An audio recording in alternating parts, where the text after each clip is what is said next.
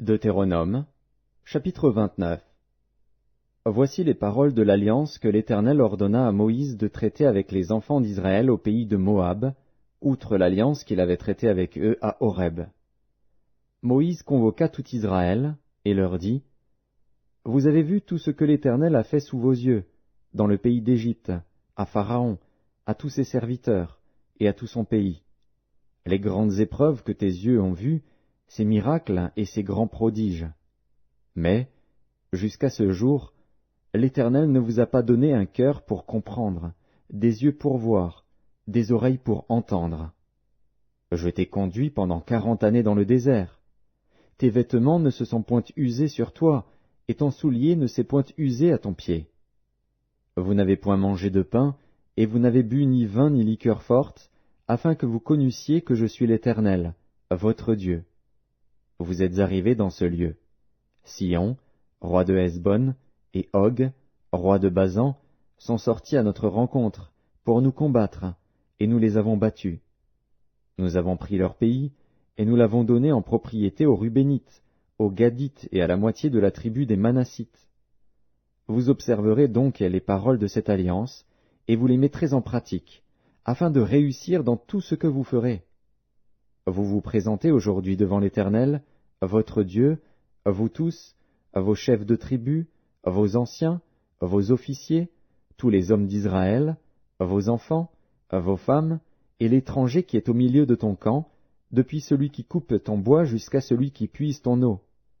Tu te présentes pour entrer dans l'alliance de l'Éternel, ton Dieu, dans cette alliance contractée avec serment, et que l'Éternel, ton Dieu, traite en ce jour avec toi, afin de t'établir aujourd'hui pour son peuple et d'être lui-même ton Dieu, comme il te l'a dit, et comme il l'a juré à tes pères, Abraham, Isaac et Jacob. Ce n'est point avec vous seuls que je traite cette alliance contractée avec serment. Mais c'est avec ceux qui sont ici parmi nous, présents en ce jour devant l'Éternel, notre Dieu, et avec ceux qui ne sont point ici parmi nous en ce jour. Vous savez de quelle manière nous avons habité dans le pays d'Égypte, et comment nous avons passé au milieu des nations que vous avez traversées. Vous avez vu leurs abominations et leurs idoles, le bois et la pierre, l'argent et l'or, qui sont chez elles. Qu'il n'y ait parmi vous ni homme, ni femme, ni famille, ni tribu, dont le cœur se détourne aujourd'hui de l'Éternel, notre Dieu, pour aller servir les dieux de ces nations-là. Qu'il n'y ait point parmi vous de racines qui produisent du poison et de l'absinthe. Que personne, après avoir entendu les paroles de cette alliance contractée avec serment, ne se glorifie dans son cœur et ne dise « J'aurai la paix, quand même je suivrai les penchants de mon cœur, et que j'ajouterai l'ivresse à la soif. » L'Éternel ne voudra point lui pardonner.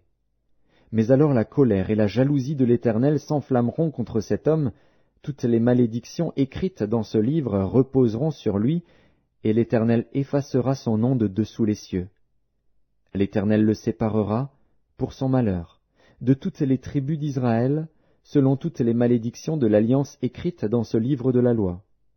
Les générations à venir, vos enfants qui naîtront après vous et l'étranger qui viendra d'une terre lointaine, à la vue des plaies et des maladies dont l'Éternel aura frappé ce pays, à la vue du soufre, du sel, de l'embrasement de toute la contrée, où il n'y aura ni semence, ni produit, ni aucune herbe qui croisse, comme au bouleversement de Sodome, de Gomorrhe, d'Adzma et de Tseboïm, que l'Éternel détruisit dans sa colère et dans sa fureur.